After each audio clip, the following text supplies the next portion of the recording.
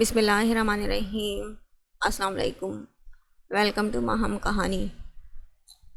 Please novel کو like کر دیجئے۔ اگر آپ ماہم کہانی پہ نیو ہے تو چینل کو سبسکرائب ضرور کر دیجئے اور کمنٹ میں اپنی قیمتی رائے ضرور دیا کیجئے۔ چلتے ہیں ناول کی طرف۔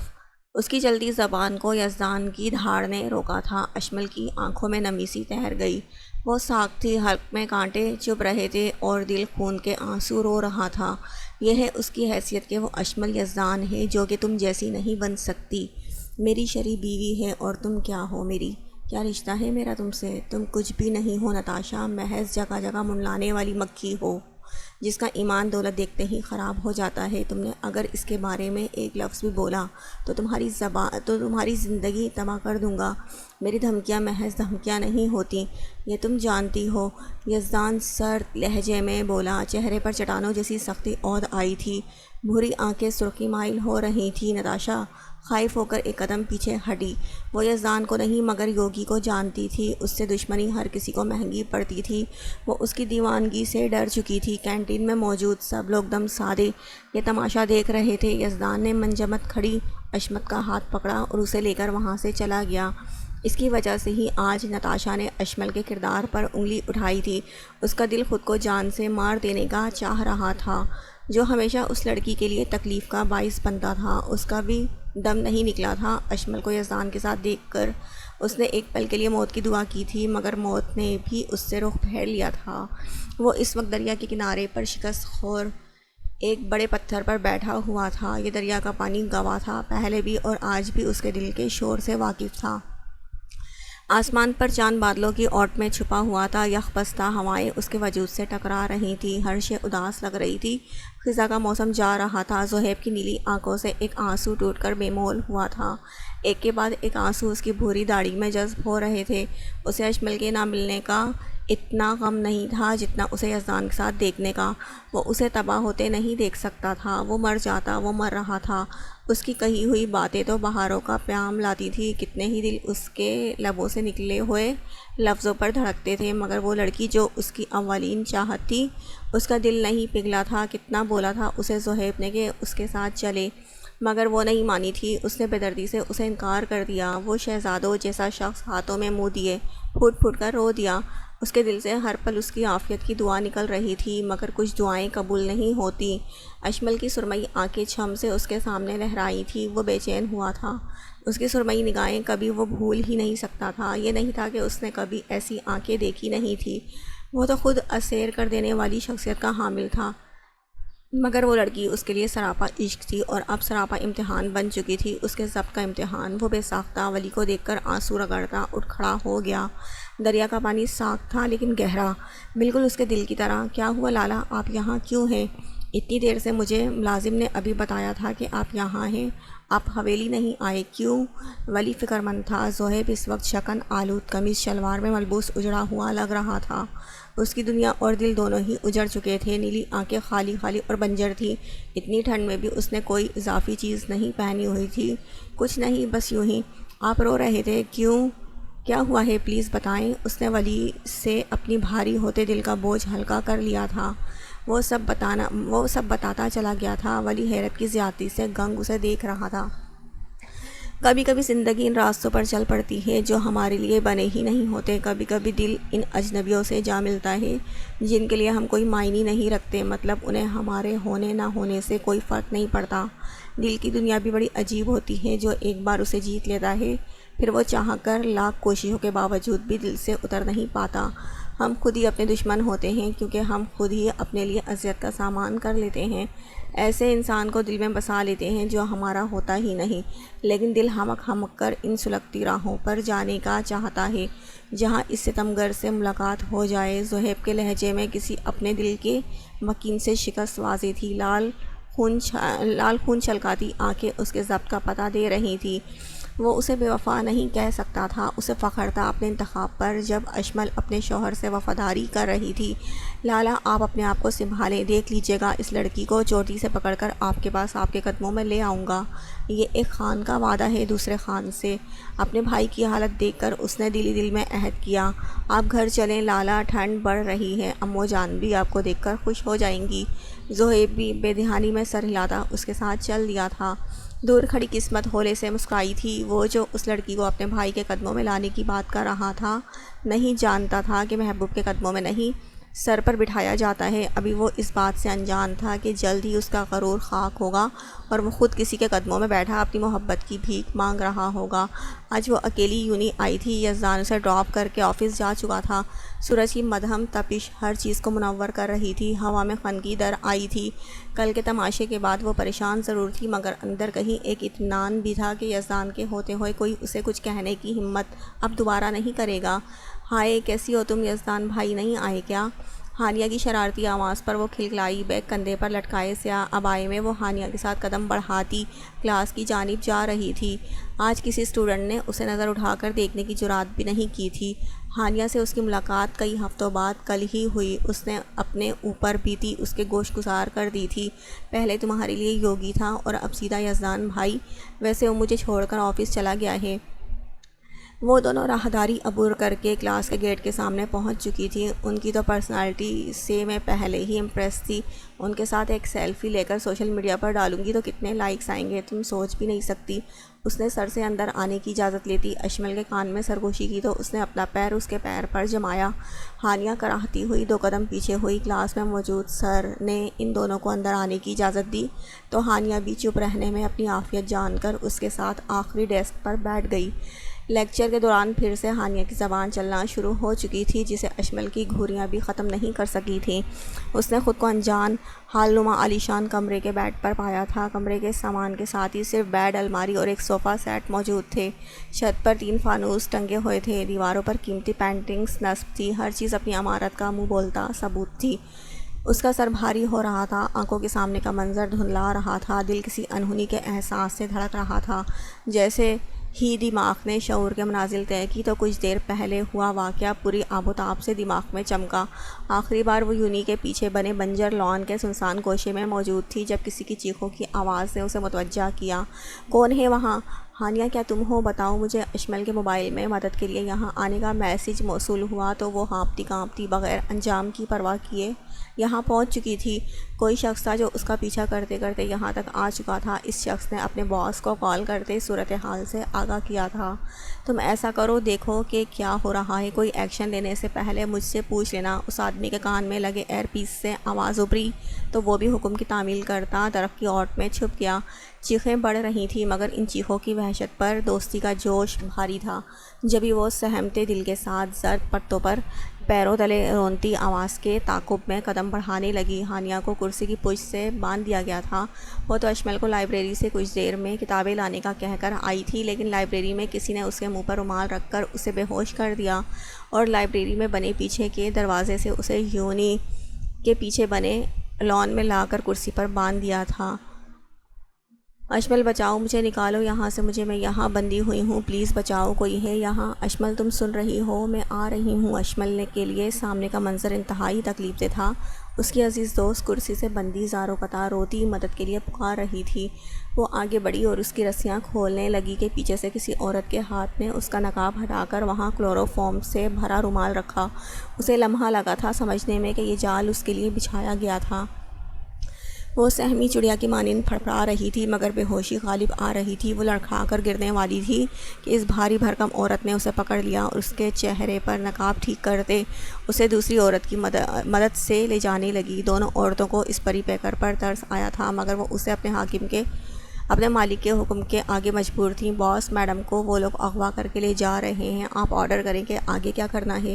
درخت کے پیچھے چھپے آدمی نے دھیمی آواز میں کہا تو اس کے باس نے ہنکارا بھرا، لے جانے دو انہیں جہاں لے کر جا رہے ہیں، تم صرف ان کا پیچھا کرو لیکن محتاط رہنا اور میرے اگلے آرڈر کا انتظار کرنا، جب تک میں نہ کہوں کوئی ایکشن لینے کی ضرورت نہیں ہے۔ اس نے اس آدمی نے اپنے باس کی بات سنتے سر ہلایا تھا۔ ہانیہ کرسی سے بندھی چیخ چیخ کر مدد کے لیے کسی کو پکار رہی تھی، لیکن وہاں کوئی موجود نہیں تھا۔ وہ دونوں عورتیں اشمل کو لے کر جا چکی تھی۔ اشمل نے دوستی کا حق ادا کر دیا تھا۔ نہ جانے اس شہزادی کے نصیب میں اور کتنی آزمائشیں لکھی تھیں۔ وہ ایک بار پھر اغوا ہو چکی تھی۔ اگر یزدان نے بھی اس کے بابا کی طرح اس پر اعتبار نہ کیا تو وہ اس بار بے اعتباری سہ نہیں پائے گی۔ اس نے بھاگنے کی ہر ممکن جگہ تلاش کر لی تھی، مگر ناکامی نے اس کا سامنا کیا تھا۔ وہ تھک ہار کر روتے ہوئے بیڈ پر سر ہاتھوں میں گرائے بیٹھ گئی تھی۔ کچھ دیر بعد قدموں کی چاپ اسے کانوں سے ٹکرائی تھی۔ شاید ایک سے زائد آدمی تھے، جن میں سے ایک کہا لگا رہا تھا۔ وہ خوف کے مارے کھڑی ہو گئی تھی۔ ابائی کو مٹھیوں میں جکڑا ہوا تھا۔ آنے والے وقت کا سوچتے ہوئے دل لرز اٹھا تھا۔ لالا، آپ کے لیے سرپرائز ہے جس سے آپ کا دل خوش ہو جائے گا، کمرے کے باہر کھڑے ولی نے شرارت سے کہا۔ تو صہیب بھی مسکرا دیا۔ اس کی مسکراہٹ پہلے جیسی نہیں تھی، اس میں کھوکھلا پن واضح تھا۔ وہ دونوں ڈیرے کے کمرے کی جانب بڑھ رہے تھے۔ آج معمول کے مطابق چہل پہل نہیں تھی۔ شاید کوئی بڑا سرپرائز ولی نے پلان کیا تھا۔ دکھاؤ پھر، ہم بھی دیکھیں ایسی کیا چیز ہے جس سے میرا دل خوش ہو سکتا ہے۔ بس دیکھتے جائیں آپ۔ ولی نے دروازے کے لاک کو چابی سے کھولا۔ قدموں کی چاپ قریب آ چکی تھی۔ کسی نے ہنستے ہوئے دروازہ دھکیلا اور اندر داخل ہوا۔ کمرے میں اشمل کو دیکھ کر زہیب بھونچ کر رہ گیا تھا۔ لبوں پر پھیلی مسکراہٹ سمٹی۔ دل 120 کی اسپیڈ سے دھڑک رہا تھا۔ وہ کتنی ہی دیر ساکت کھڑا رہا تھا۔ اس کا بھائی اتنا گر سکتا تھا، اس کی امید نہیں تھی زہیب کو۔ اس نے یہ تک لحاظ نہیں کیا تھا کہ اشمل شادی شدہ ہے۔ وہ پل بھر میں سمجھ گیا تھا ولی نے سب کس کے لیے اور کیوں کیا تھا۔ اشمل نے سرمئی آنکھوں کو سیاہ جھالر اٹھا کر زہیب کو یکلخت دیکھا تھا۔ اس کے آنسو تھم چکے تھے، دل میں کہیں اطمینان جاگا تھا۔ اس شخص کی نیلی نثار ہونے والی آنکھوں کے حصار میں وہ محفوظ رہتی تھی۔ وہ اس محرم نہ ہو کر بھی اس کا مسیحا بنا تھا۔ اس کے مسیحائی کے دعوے جھوٹے نہیں تھے۔ زہیب میں کہاں ہوں، بچا لیں پلیز۔ اشمل خوف زدہ سی اس تک پہنچی۔ زہیب کی رگیں تن چکی تھی، پیشانی عرق آلود نم ہو چکی تھی۔ تم ایسا کیسے کر سکتے ہو ولی؟ میں نے تمہیں کبھی کہا کہ مجھے وہ اپنی زندگی میں چاہیے یا مجھے انہیں پانا ہے؟ تم نے سب برباد کر دیا ولی، سب کچھ۔ وہ میرے لیے قابل احترام تھی، تم نے اسی احترام کی دیوار گرا دی۔ زہیب شاید زندگی میں پہلی بار اپنے سے چھوٹے بھائی پر دھاڑا تھا۔ اپنے بھائی کی جگہ کوئی اور ہوتا تو وہ اس کا دردناک انجام خود طے کرتا۔ اس کی نرم مزاجی اشمل کی آنکھوں میں آنسو دیکھ کر پل بھر میں ختم ہوئی تھی۔ اس کی جگہ اشتعال نے لے لی تھی۔ ولی سے غلطی ہوئی تھی، نئی غلطی نہیں، گناہ ہوا تھا، اور گناہوں کی معافی نہیں ہوا کرتی، صرف ان کا خمیازہ بھرنا پڑتا ہے۔ یہ سب آپ کی خوشی کے خاطر کیا تھا۔ میں نہیں دیکھ سکتا آپ کو اس حالت میں۔ پہلی لڑکی تھی جسے آپ نے چاہا تھا، تو پھر کیوں اس نے آپ کو دھوکہ دیا؟ یہ تو آپ کے لائق ہی نہیں، لیکن آپ کے دل کے خاطر میں اسے یہاں لایا ہوں۔ زہیب نے اس کا گریبان جکڑا تو ولی کی زبان حیرت کی زیادتی سے گنگ رہ گئی تھی۔ اس بھائی نے ہمیشہ اسے زمانے کے سرد و گرم سے بچایا تھا، اور آج تپتی دھوپ میں لا کھڑا کیا تھا۔ وہ بے یقین تھا۔ بس ایک لفظ نہیں، ولی بختیار خان، ورنہ میں بھول جاؤں گا کہ تم میرے بھائی ہو۔ انہیں بے وفا کہنے کا حق کسی کو نہیں۔ کوئی مجھ سے بہتر نہیں جان سکتا کہ وہ کس لائق ہیں۔ میرے دل کے سب سے اونچے مقام پر فائز ہیں، میری آتی جاتی سانسوں کی ضمانت ہیں وہ اس لائق ہیں وہ۔ زہیب بختیار خان اپنی جان ان پر نثار کر سکتا ہے، اس لائق ہیں وہ۔ ان کے ایک آنسو پر کسی کی جان لے اور اپنی جان دے بھی سکتا ہے، اس لائق ہیں وہ۔ زہیب نے جھٹکے سے اسے چھوڑا۔ خود کو نارمل کرنے کے لیے وہ گہرے سانس لے رہی تھی۔ اشمل اس کی دیوانگی پر عاشق بار تھی۔ وہ اسے اس حد تک کیسے چاہ سکتا تھا، اس کے بعد بھی جب وہ کسی سے منسوب ہو چکی تھی۔ وہ سمجھی تھی کہ محبت ہے، لیکن یہ تو محبت کی منزلوں کو چھوتا عشق تھا۔ زہیب، اس کی ملائم آواز اس کے کانوں میں رس گھول رہی تھی۔ زہیب نے ایک قربان جانے والی نگاہ اس پر ڈال کر فوراً نظریں پھیری تھی۔ اس نازک سی لڑکی کو وہ مزید کسی آزمائش میں نہیں ڈالنا چاہتا تھا۔ لالا، ابھی بھی وقت گزر گیا تو واپس نہیں آئے گا۔ آپ کسی اور کا کیوں سوچ رہے ہیں؟ اپنے دل کا سوچیں۔ ولی ابھی بھی نہیں سمجھ رہا تھا۔ اس کی ایک ہی رٹ تھی۔ زہیب اپنے بھاری ہوتے دل کے ساتھ اس کی جانب مڑا۔ حکم کریں بھائی، حکم کریں، بھاری گھمبیر لہجے میں کہتا وہ اس مغرور شہزادی کا بے دام غلام بنا ہوا تھا۔ میری وجہ سے آپ اپنے بھائی سے مت لڑیں، ان سے غلطی ہو گئی ہے، پلیز انہیں معاف کر دیں۔ اس کی آواز بھیگی ہوئی تھی۔ زہیب بے بس ٹھہرا تھا، اس کا حکم تھا تو وہ کیسے انکار کر سکتا تھا؟ یہ سب میری وجہ سے ہوا ہے، آپ جو سزا چاہیں مجھے دے دیں، مجھے معاف کر دیں، کیونکہ میرے بھائی کی وجہ سے آپ کو اتنی تکلیف کا سامنا کرنا پڑا تھا۔ میں نے آپ کو دل سے معاف کیا ہے، آپ میرے مسیحا ہیں اور ہمیشہ رہیں گے، کبھی میرے درد کی وجہ نہیں بن سکتے۔ مجھے آپ کی حفاظت کے لیے زندہ رہنا ہے، کیونکہ میں اب زندہ رہنا چاہتا ہوں تاکہ کبھی کوئی برائی آپ تک نہ پہنچ سکے اور آپ کی آنکھوں میں کبھی آنسو نہ آئیں۔ لیکن دیکھیں، میں ناکام ٹھہرا ہوں، میں اچھا مسیحا نہیں ہوں، شاید جس کی گواہ آپ کی آنکھوں میں نمی ہے۔ اشمل مسلسل روتی ہوئی نفی میں سر ہلا رہی تھی۔ آپ ناکام نہیں ٹھہرے زہیب، یہ آزمائش اللہ کی طرف سے تھی۔ آپ جب ناکام ٹھہرتے، جب آپ اپنے بھائی کی بات مان لیتے، آپ جب ناکام ٹھہرتے، اگر آپ مجھے یزدان کی طرح اغوا کر لیتے، خود کو قصوروار مت گردانے۔ اچھا ٹھیک ہے، آپ زیادہ مت تکلیف دیا کریں اپنی آنکھوں کو، ورنہ یہ مجھے بددعا دیں گی۔ زہیب ماحول کا تناؤ کم کرنے کے لیے شرارت سے گویا ہوا۔ اس نے جیب سے ایک مخملی کیس نکالا اور اس میں سے 3 سونے کے کنگل نکال کر اس کی جانب بڑھائے۔ ان پر باریک باریک کچھ کھدا ہوا تھا، کڑوں کی بناوٹ اور چمک انہیں منفرد بنا رہی تھی۔ ولی چپ چاپ صوفے پر بیٹھا ہوا تھا، اسے صدمہ لگا ہوا تھا، اسے اب اپنی غلطی نظر آنے لگی تھی، اس نے بہت غلط کیا تھا۔ معذرت کے ساتھ میں یہ نہیں لے سکتی، انہیں دیکھ کر مجھے آپ کا خیال آئے گا، اور ایک نامحرم کا خیال کبھی انسان کو بھٹکا دیتا ہے۔ میں بھٹکنا نہیں چاہتی، میں راہ وفا کی مسافر ہوں اور اپنے محرم سے وفادار رہنا چاہتی ہوں۔ زہیب نے اپنا بڑھا ہوا ہاتھ یوں ہی واپس لے لیا تھا۔ یہ لڑکی اسے ہمیشہ لاجواب کر دیتی تھی۔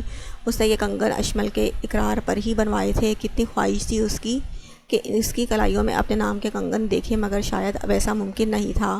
اس کی کلائیوں پر کسی اور کے نام کنگن موجود تھے، کسی اور کو دیکھ کر اس کے چہرے پر لالی بکھرتی تھی۔ وہ اس کی کبھی تھی ہی نہیں۔ اس کا بخت تو وہ یونانی دیوتاؤں جیسا شخص یزدان تھا۔ آپ ہمیشہ مجھے لاجواب کر دیتی ہیں۔ مزید آپ کو مجبور نہیں کروں گا کہ یہ رکھیں یا مجھے یاد کریں، لیکن کبھی آپ مشکل میں ہوں تو مجھے یاد ضرور کیجیے گا۔ یقین کریں، بغیر کسی غرض کے اپنی جان قربان کر دوں گا۔ دیدہ زیب کمرے میں اس ساحر کی آواز گونج رہی تھی، وہ سراپا طلسم تھا۔ اشمل اس پیارے شخص کو دیکھتے رہ گئی۔ اونچا لمبا قد، سرخیاں چھلکاتی سرخ و سفید رنگت، نفاست سے تراشی ہوئی بھوری داڑھی اور بال، اونچی پیشانی، کسرتی بازو، سفید پہناوا، شخصیت میں ایک ناقابل بیان ٹھہراؤ، متانت اور جادو ایسا جس کا کوئی توڑ نہیں۔ وہ سراپا طلسم تھا۔ اس کے لہجے کی گرمی پتھر کو نرم کرنے کی صلاحیت رکھتی تھی۔ عشق کی 40 درجات ہیں، جن میں سب سے چھوٹا درجہ اپنا سر اتار کر محبوب کے قدموں میں رکھ دینا ہوتا ہے۔ زہیب نے اپنا دل ہی اس کے قدموں میں وار دیا۔ چلیں، اب کافی دیر ہو گئی ہے، آپ مجھے میرے گھر ڈراپ کر دیں پلیز، اس واقعے کا ذکر کسی سے مت کیجیے گا۔ وہ نظریں چراتی ہوئی بولی، لالا آپ اسے کہیں لے کر مت جائیں، ساری دنیا خود غرض ہے، آپ کیوں نہیں بنتے؟ اپنا بھلا سوچیں، ابھی کال کریں اس کے شوہر کو۔ پھر وہ اسے طلاق۔ ولی ہوش میں آتے اٹھ کھڑا ہوا۔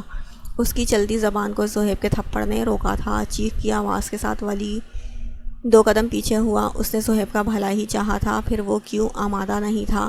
ظالم دیو محبت سے واقف نہیں تھا، لیکن جلد ہی ایک پری اس کی زندگی بدلنے والی تھی۔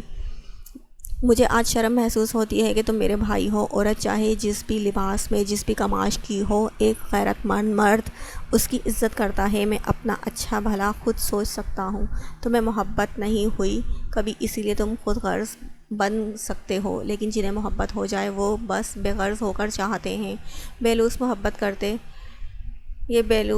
کرتے ہیں۔ سمجھ نہیں آئی تھی، لیکن جلدی وہ بے لوث محبت کرنے والا تھا، لیکن وقت اسی آزمائش بھی لینے والا تھا۔ زہیب کی آنکھیں اشمل کی سیاہ پلکوں سے الجھنے لگی تھی کہ اس نے فوراً رخ پھیرا اور دروازہ کھول کر باہر نکل گیا۔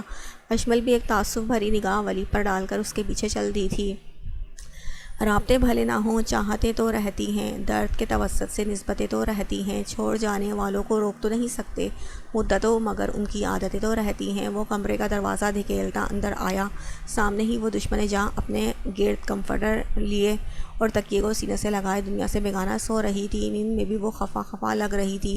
گھڑی میں رات کے 1 بج رہے تھے۔ مسلسل 3 دن کی تھکا دینے والی روٹین کی وجہ سے وہ اس سے صحیح سے بات نہیں کر پایا تھا۔ جب وہ رات دیر سے آتا تو وہ سو چکی ہوتی اور اس کے اٹھنے سے پہلے ہی وہ چلا جاتا تھا۔ اس نے آج پہلے ہی عروسہ کو جلدی آنے کا میسج کر دیا تھا، لیکن ایک کیس کی وجہ سے وہ لیٹ ہو گیا۔ عاشر کو عاشر خود کو ملامت کرتا چینج کرنے کے بعد ایزی ٹراؤزر اور شرٹ پہنے اس کے پاس دراز ہو گیا۔ عروسہ کے صبح سبھی چہرے کے اطراف میں بالوں کی لٹیں چپکی ہوئی تھی۔ آنکھوں کا کاجل جو شاید اس نے عاشر کے جلدی آنے پر تیار ہونے کے لیے لگایا تھا مٹا مٹا تھا، ستواناک سردی کے باعث سرخ ہو رہی تھی۔ عروسہ نے اس کی نظروں کی تبیج سے کسمساتے کروٹ بدلی۔ عاشر نے ہولے سے مسکرایا اور اے سی کو ریموٹ سے بند کر دیا۔ میں آ گیا ہوں شیرنی، اب تو اٹھ جاؤ۔ اس کی سرگوشی عروسہ کے کانوں سے ٹکرائی لیکن وہ سوتی ہوئی بن گئی۔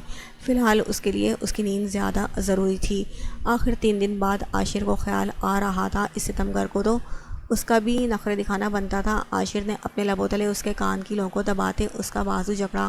وہ اب مکمل طور پر اس کے حصار میں تھی۔ وہ اس سے اپنا بازو چھڑوا رہی تھی کہ عاشر نے اس کے لبوں کی تلاش میں کھوتے تھوڑی کے خم پر اپنے لب رکھے۔ عروسہ فریز ہو چکی تھی۔ آج کتنے دن بعد وہ اس کا چہرہ اتنے قریب سے دیکھ رہی تھی۔ اس نے خفگی ظاہر کرتے کروٹ بدلی۔ عاشر کا فوکس اپنے ہونٹوں پر محسوس کرتے اس نے منہ پھیرا۔ ننھی سی جان اتنی پریشان کیوں ہوتی ہے؟ غلطی ہو گئی، اب معاف کر دو اپنے اکلوتے شوہر کو۔ وہ معنی خیزی سے بولتے ہوئے پیچھے ہٹا۔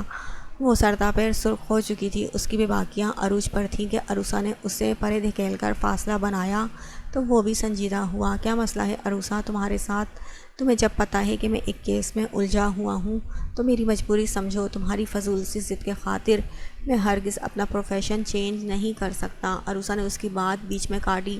میں ہی سمجھوں سب کچھ ٹھیک ہے کہ آپ پروفیشن چینج نہیں کر سکتے، لیکن اتنے دن سے آپ نے مجھے منایا تک نہیں۔ میں نے اتنا انتظار کیا، آج تیار بھی ہوئی لیکن آپ نہیں آئے۔ آپ کی ڈیوٹی اہم ہے، میں نہیں۔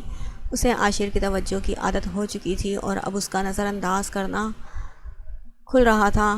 آواز میں دکھ ہی دکھ تھا۔ عاشر کا منہ کھلا کا کھلا رہ گیا۔ اس کا سارا تن تنا ہوا ہوا تھا۔ گلابی سوٹ پہ ملبوس وہ نازک اندام سی لڑکی، بھجا بھجا چہرہ، نم آنکھیں، سرخ ناک، مرجھائی صورت اس کے سامنے تھی۔ آپ نے مجھے بالکل ٹائم نہیں دیا۔ آپ مغرور ہو چکے ہیں۔ پہلے اپنے پاس سلانے کی عادت ڈال دی اور جب مجھے آپ کے بغیر نیند نہیں آتی تو بے اعتنائی برت رہے ہیں۔ آپ کا قصور ہے سارا۔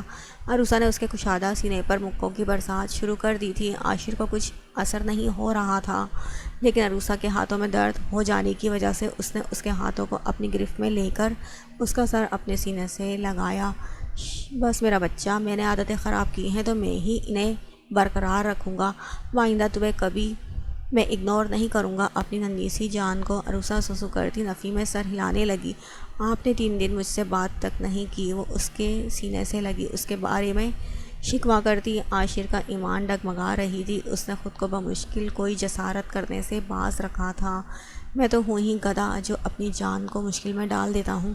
تم سزا دے دو مجھے کوئی، پر اس طرح رو مت۔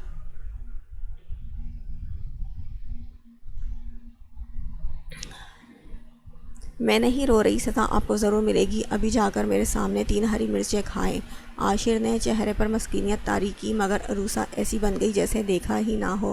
عاشر گہرے سانس لے کر اس سے الگ ہوتا اٹھا اور کچھ دیر بعد پلیٹ میں ہری مرچیں لے کر واپس آیا۔ کچھ رحم کرو یار، مرچیں لگ جائیں گی مجھے۔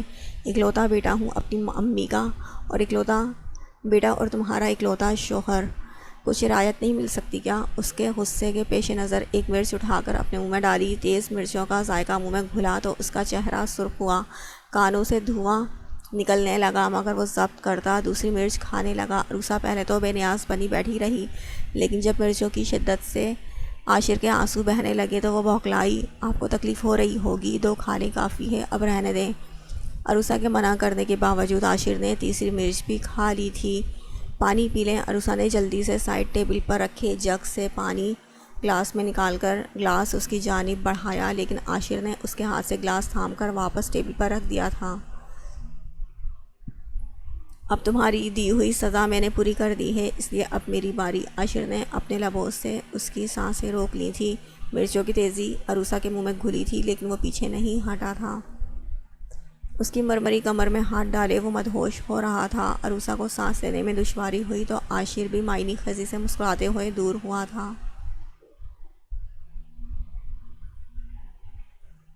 آپ بہت برے ہیں، بہت تنگ کرتے ہیں۔ عروسہ کی پلکیں لرز اٹھی تھیں، گال تپ رہے تھے۔ میں برا بھی میں برا بھی بنا نہیں ہوں، تمہیں تنگ کر کے ہی تو سکون پاتا ہوں، میرے دل کی راحت بن چکی ہو، اس شعر کے دل کو زخمی کر چکی ہو تم اپنی اداؤں سے۔ اس کے چہرے پر پھیلے حیا کے رنگ عاشر کو بے خود کر رہے تھے۔ وہ مسرور سا اس کے گلال ہوتے گالوں پر جھک کر جسارت کرنے لگا۔ عروسہ کی ساری ناراضگی ہوا ہوئی تھی۔ وہ سٹپٹاتی ہوئی اسے دور کرنے کی تکودو کرنے لگی، مگر بے سود۔ وہ مکمل اس پر قابض ہو گیا تھا۔ وہ بھاگا بھاگا آفس سے واپس ربانی پیلس آیا تھا۔ اس کا ذہن معوف ہو رہا تھا۔ کچھ چھن جانے کا احساس شدت سے دل میں جاگا تھا۔ اس نے آتے ہی کمرے کا جائزہ لیا، مگر وہاں اشمل کا نام و نشان موجود نہیں تھا۔ اسے کچھ دیر پہلے ہی کسی انجان نمبر سے کال آئی تھی، جس میں ایک آدمی نے اسے اشمل کو اغوا کرنے کا بتایا تھا اور ایک جگہ کا ایڈریس دیتے وہاں اکیلے آنے کا کہا تھا۔ اشمل کی ویڈیو زہیب کے ساتھ کار میں بیٹھے ہوئے بھی اسے موصول ہوئی تھی۔ تو کیا یہ سب زہیب کا رہا تھا؟ لیکن اشمل پھر کیوں اس کے ساتھ اتنی مطمئن سی بیٹھی ہوئی تھی؟ وہ اپنے کمرے میں موجود سر پکڑے بیٹھا ہوا تھا، اس کی سمجھ سے باہر۔ اب آگے کیا کرنا ہے؟ دل کسی طور ماننے کو تیار نہیں تھا کہ اشمل نے اسے دغا دیا ہے۔ وہ لڑکی تو راہ وفا کی مسافر تھی۔ وہ اس کے برے رویے کے بعد بھی اس سے وفا نبھا رہی تھی۔ کیا میں اللہ سے مانگوں؟ دل میں سوچ آئی، مگر اس نے خود ہی رد کر دی۔ میں ایک بار پھر اللہ کے آگے جھک جاؤں۔ اس کا دل اس وقت اللہ کے حضور سجدہ کرنے کا چاہ رہا تھا، لیکن کچھ تھا جو اسے روک رہا تھا۔ کچھ دن پہلے ہی تو اشمل کے کہنے پر اس کا دل اللہ کی طرف راغب ہوا تھا۔ کوئی جھجک تھی جو آڑے آ رہی تھی۔ یہ مسئلے تو بس یوں ہی ہوا کرتے ہیں۔ چند ساعت، چند لمحے، چند اوقات، پھر فنا کا مقدر ہوا کرتا ہے۔ جہاز کی کھڑکی سے کبھی نیچے تیرتا ہوا بادل دیکھا ہے؟ اوپر سے دیکھو تو کتنا بے ضرر لگتا ہے، مگر اس بادل کے نیچے جو کھڑا ہوتا ہے وہ سمجھتا ہے کہ روشنی ختم ہو گئی اور دنیا تاریک ہو گئی۔ صرف اندھیرا، تاریکی، ظلمت اور روشنی کا کوئی نام نہیں۔ غم بھی ایسے ہی ہوتے ہیں، جب زندگی پہ چھا جاتے ہیں تو سب تاریک لگتا ہے، لیکن اگر زمین سے اٹھ کر آسمانوں سے پورا منظر دیکھیں تو جان جائیں کہ یہ تو ایک ننھا سا ٹکڑا ہے جو ابھی ہٹ جائے گا۔ بٹ اگر یہ سیاہ بادل زندگی پہ نہ چھائیں تو ہماری زندگی میں رحمت کی بارش نہ ہو۔ اشمل کی آواز کی بازگشت اس کے دماغ میں گونج رہی تھی۔ نامحسوس طور پر اس نے اپنی شرٹ کی آستینیں کونیوں تک فولڈ کر لیں۔ اللہ تعالیٰ پر یقین کامل رکھنا چاہیے، چاہے تم موت کے دہانے پر کیوں نہ کھڑے ہو، چاہے تمہاری زندگی کے غم سمندر کے مانند وسیع ہوں، چاہے تم مایوسی میں مبتلا ہو چکے ہو، چاہے تمہارا کوئی ہم سفر نہ ہو، چاہے تم اس دنیا میں اکیلے ہو، پھر بھی اس پاک ذات پر یقین رکھو، اس کے ہاں دیر ہے اندھیر نہیں۔ وہ بھی مایوس ہو رہا تھا، لیکن اشمل کی کہی ہوئی باتیں اسے اندھیرے سے کھینچ کر روشنی میں لا رہی تھیں۔ وہ بھی اللہ سے مایوس ہو رہا تھا، لیکن اب اور نہیں۔ وہ اٹھا، اس کا رخ باتھ روم کی جانب تھا۔ میں اللہ سے مانگ لوں گا، وہ اس کی حفاظت کرے گا، میں اسے اپنی موم کی طرح کھونے نہیں دے سکتا۔ واش بیسن کے نل سے پانی نکلنے لگا تھا۔ اس نے خود کو وضو کرتے پایا۔ وضو کرنے سے اس کا وجود پاک ہو چکا تھا۔ اس نے خود کو بیسن کے اوپر دیوار میں نصب شیشے میں دیکھا۔ کشادہ پیشانی پر بکھرے بال، فارمل وائٹ شرٹ اور پینٹ زیب تن کیے وہ تھکا تھکا سا لگ رہا تھا۔ بالوں سے پانی کے قطرے گرتے گریبان میں جذب ہو رہے تھے۔ بھری آنکھوں میں وحشت نے ڈیرا جمایا ہوا تھا۔ وہ اب جائے نماز بچھا کر نماز ادا کر رہا تھا۔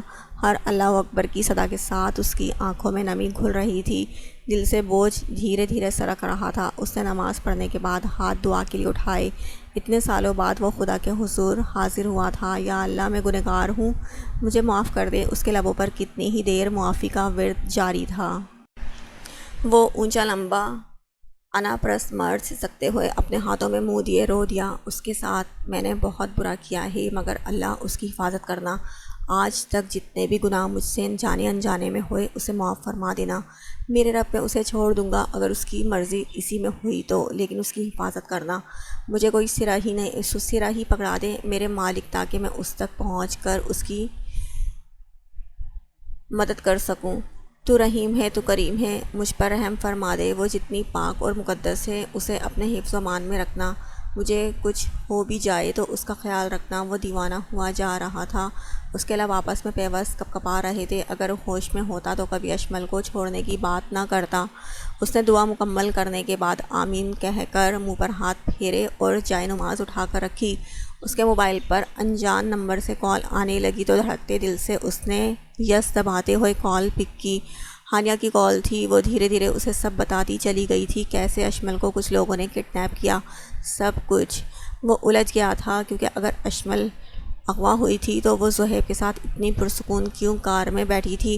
اس کے پاس یہ سب سوچنے کا وقت نہیں تھا۔ فی الحال اشمل کی جان بچانا اس کے لیے زیادہ اہم تھی۔ امید کا سرا یزدان کے ہاتھ لگا تو وہ اٹھ کر کھڑا ہو گیا۔ اس نے ہانیہ کی بات سننے کے بعد موبائل رکھا اور اپنی لائسنس گن نکال کر پاکٹ میں ارسی۔ اب اس کی چال میں لڑکھڑاہٹ نہیں تھی۔ اسے اشمل کو صحیح سلامت واپس لانا تھا، چاہے اس کے لیے اسے خود کو قربان کیوں نہ کرنا پڑے۔ جس نے بھی اشمل کو کڈنیپ کرنے کی غلطی کی تھی اس کی دشمنی یزدان سے تھی۔ قسمت ہولے سے اس دیوانے کو دیکھ کر مسکرائی تھی۔ ایک طرف وہ ساحروں جیسا شخص زہیب بختیار خان تھا تو دوسری طرف دیوانہ ہوا جا رہا یزدان ربانی تھا۔ دونوں ہی ایک لڑکی کے لیے اپنی جان قربان کر سکتے تھے۔ اب دیکھنا یہ تھا کہ جیت کس کی ہوتی ہے، کون بازی لے جاتا ہے۔ آغا جان آپ نے بلایا تھا؟ پریشے سر پر اوڑا دوپٹہ درست کرتی اسٹڈی روم میں داخل ہوئی جہاں بختیار خان کسی فائل کی ورگردانی میں مصروف تھے۔ ہاں آؤ یہاں بیٹھو، انہوں نے پہلی بار اسے بیٹھنے کا کہا تھا۔ پریشے کا دل ان کی عنایتوں پر خدشات میں گھرا تھا۔ وہ خشک لبوں پر زبان پھیرتی ان کے سامنے رکھے صوفے پر دراز ہو گئی۔ یہ پراپرٹی کے پیپرز ہیں جو تمہارے بابا نے تمہارے 18 سال کے ہونے کے بعد تمہیں سونپنی تھی، مگر افسوس اسے موت نے اتنی مہلت نہیں دی۔ تم اکیلی لڑکی ہو، اس جائیداد کا کیا کرو گی؟ ہم ہیں یہاں ان سب کی دیکھ بھال کے لیے۔ تم اللہ کے کرم سے 18 سال کی ہو چکی ہو تو لیگلی یہ پراپرٹی تمہاری ملکیت ہوئی۔ میں چاہتا ہوں کہ تم یہ نام میرے نام کر دو، کیونکہ اتنی جائیداد کا خیال رکھنے کے لیے کسی قابل اعتبار اور ذمہ دار آدمی کی ضرورت ہے۔ انہوں نے فائل اس کی جانب بڑھا کر جانچتی نظروں سے اس کا جائزہ لیا۔ پریشے تلخی سے مسکرائی تھی۔ اس کے تایا اس جائیداد کی وجہ سے اتنے مہربان ہو رہے تھے۔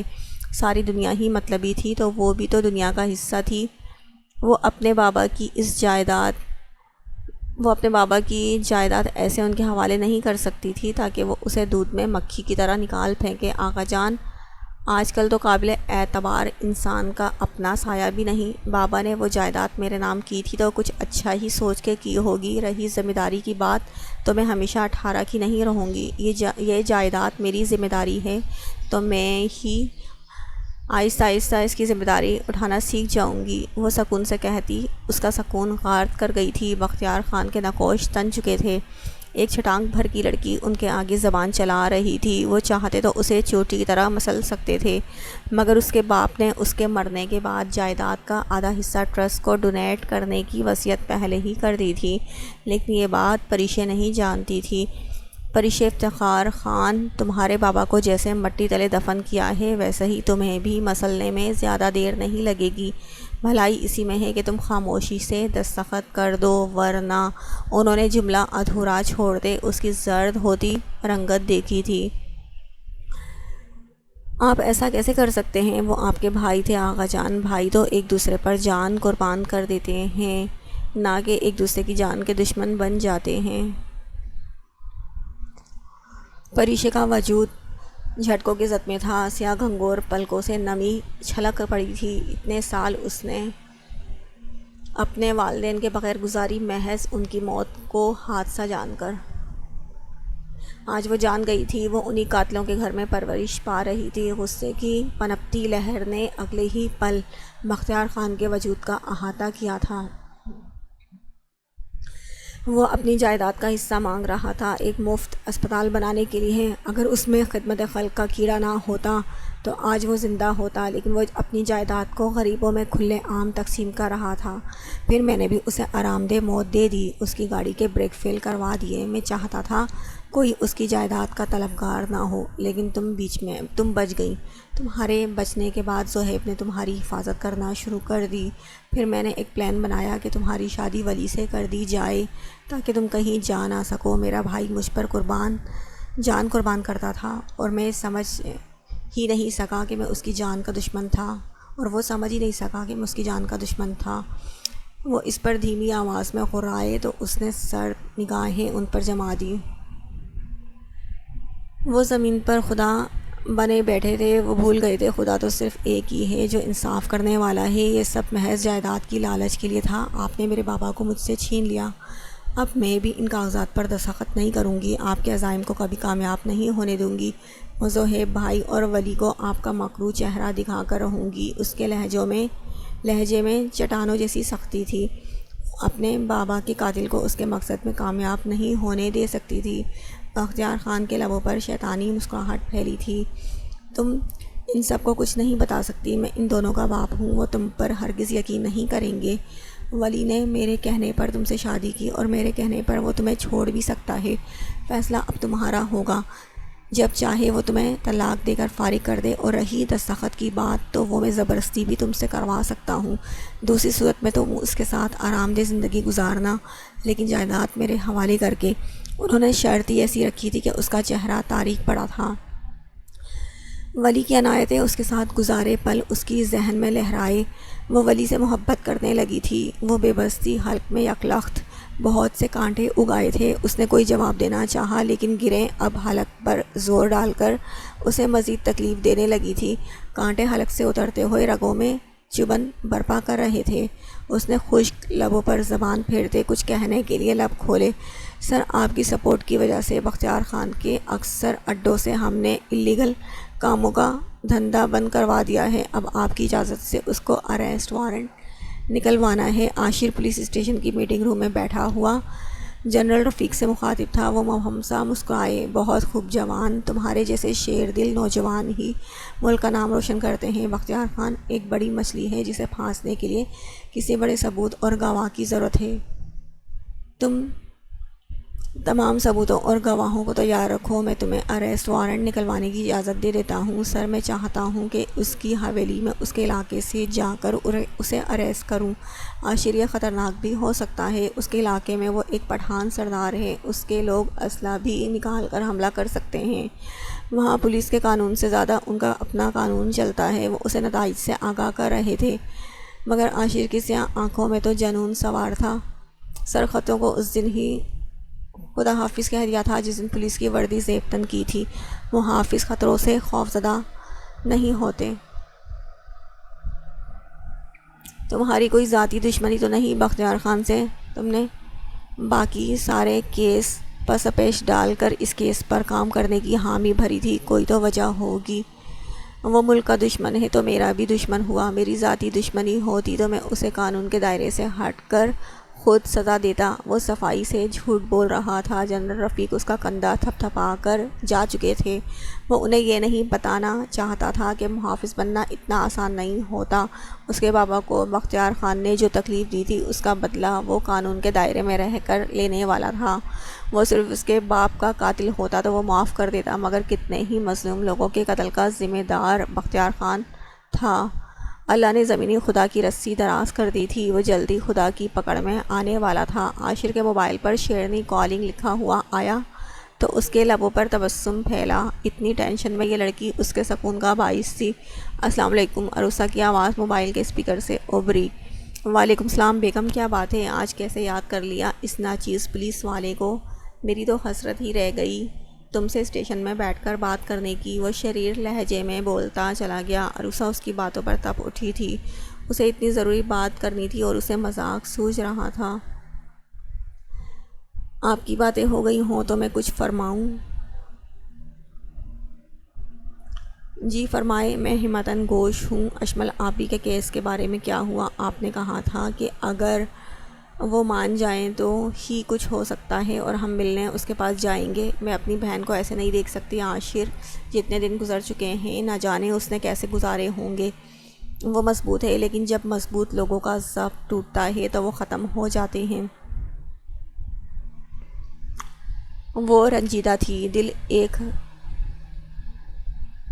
الگ ہی لے پہ دھڑکا تھا۔ عاشر سنجیدہ ہوا، وہ ایسے ہی ربانی پیلس پر پولیس لے کر بغیر کسی ثبوت کے نہیں جا سکتا تھا۔ اگر اشمل اس سے صاف مکر جاتی تو معاملات بگڑ سکتے تھے۔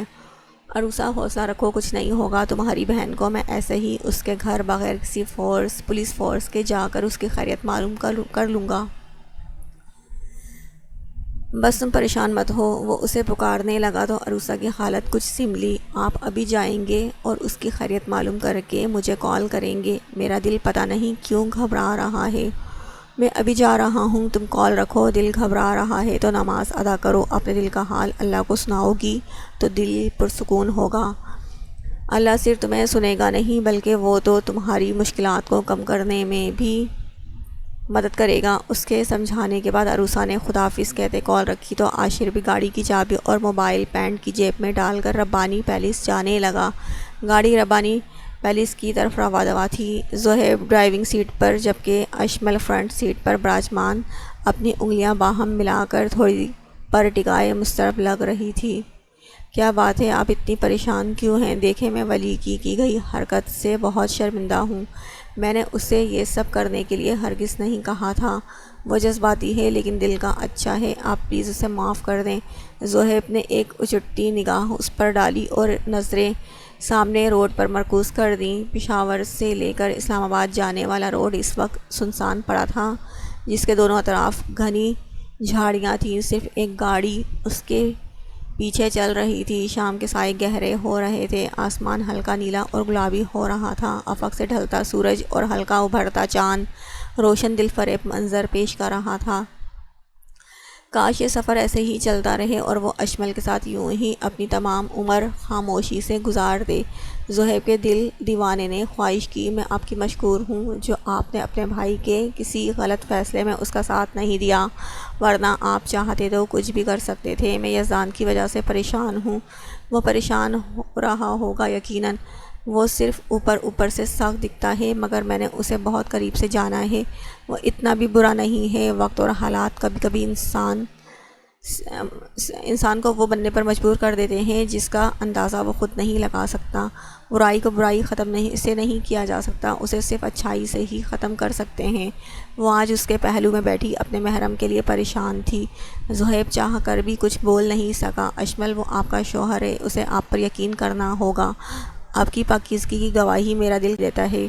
آپ کو کچھ بھی مسئلہ درپیش ہو تو مجھے ضرور یاد کیجیے گا، میں بغیر کسی غرض کے آپ کی مدد کروں گا۔ آپ نے چاہے اپنے سارے حقوق یزدان کے نام کر دیے ہوں مگر مجھے آپ صرف اپنے غموں اور مشکلوں میں مسیحا بننے کا حق دے دیں۔ اس کی نیلی آنکھیں اس لڑکی کے تاعمر کے غم اپنے حصے میں لانے کو بزد نظر آ رہی تھی۔ وہ تو عشق کرتا تھا، اسے اس کی خوشیوں میں شریک نہیں ہونا تھا، اسے صرف یزدان کی شہزادی کے غموں سے دور رکھنا تھا۔ اس نے مان لیا تھا کہ وہ اس کی شہزادی نہیں تھی، وہ ازل سے یزدان کے لیے بنائی گئی تھی۔ ابھی کچھ کہنے کے لیے اس نے لب کھولنے ہی والی تھی کہ اس کے عقب سے ایک گاڑی نے نئی سیاہ لینڈ کروزر ان کے سامنے گاڑی روکی تو زہیب نے بروقت بریک لگاتے کار کو ٹکرانے سے بچایا۔ اشمل نے ڈیش بورڈ پکڑ کر خود کو سنبھالا، البتہ زہیب کا دل انہونی کے احساس سے دھڑکا تھا۔